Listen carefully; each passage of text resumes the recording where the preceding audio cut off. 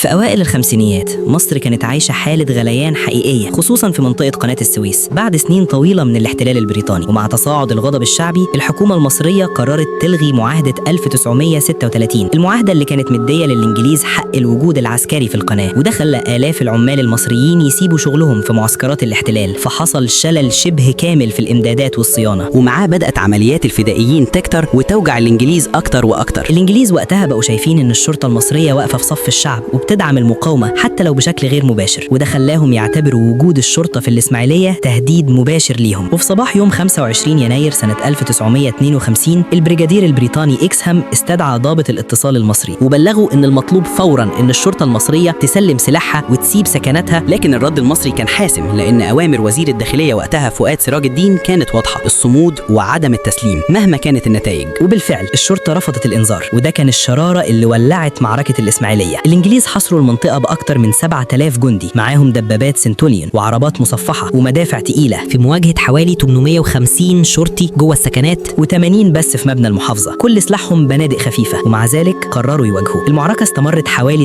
ساعتين من نار وحديد. الإنجليز ضربوا المباني بكل اللي معاهم، قصف مباشر ودبابات ومدافع، لكن الشرطة فضلت ثابتة بتدافع عن مكانها لآخر طلقة والآخر نفس. وسقط في المعركة ما بين 50 ل 56 شهيد واتصاب 73. والمأساة الأكبر إن القوات البريطانية رفضت حتى إسعاف الجرحى، في مشهد كشف قسوة الاحتلال من غير أي تجميل. الضابط مصطفى رفعت كان قائد الدفاع داخل السكنات، ومعاه مجموعة من الضباط الشجعان، من بينهم النقيب صلاح ذو الفقار، واللي ساعتها ضربوا أروع مثال في التضحية. واللي حصل ما كانش بطولة شرطة بس، ده كان تعبير حقيقي عن روح شعب كامل، لأن أهالي الإسماعيلية كانوا واقفين في الظهر بالدعم وبالمساندة وبالإيمان إن اللي بيحصل ده معركة كرامة. بطولة الشرطة أدهشت حتى قادة الاحتلال نفسهم، لدرجة إن بعض الضباط الإنجليز وقفوا احتراما للمقاومة اللي شافوها بعينيهم. وملحمة الإسماعيلية ما كانتش لحظة عابرة، دي كانت نتيجة شهور طويلة من مقاومة مشتركة بين الشعب والشرطة والفدائيين، واللي في الآخر أجبرت بريطانيا تعترف إن السيطرة على مصر مش سهلة، وإن الروح الوطنية اتغيرت. اللي حصل في 25 يناير هز صورة الإمبراطورية البريطانية قدام العالم، وكان واحد من العوامل اللي مهدت الطريق لثورة 23 يوليو 1952 وبعدها انسحاب الاحتلال. ومن ساعتها بقى يوم 25 يناير عيد الشرطة المصرية، مش كاحتفال رسمي وبس، لكن كرمز للكرامة والتضحية، ودرس تاريخي بيتكرر كل سنة إن السلاح مش دايما هو اللي بيكسب، أحيانا اللي بيكسب هو الإرادة. وملحمة الإسماعيلية هتفضل دايما شاهد على إن المواجهة الغير متكافئة لما يكون وراها شعب مؤمن بحقه تقدر تغير مسار تاريخ كامل.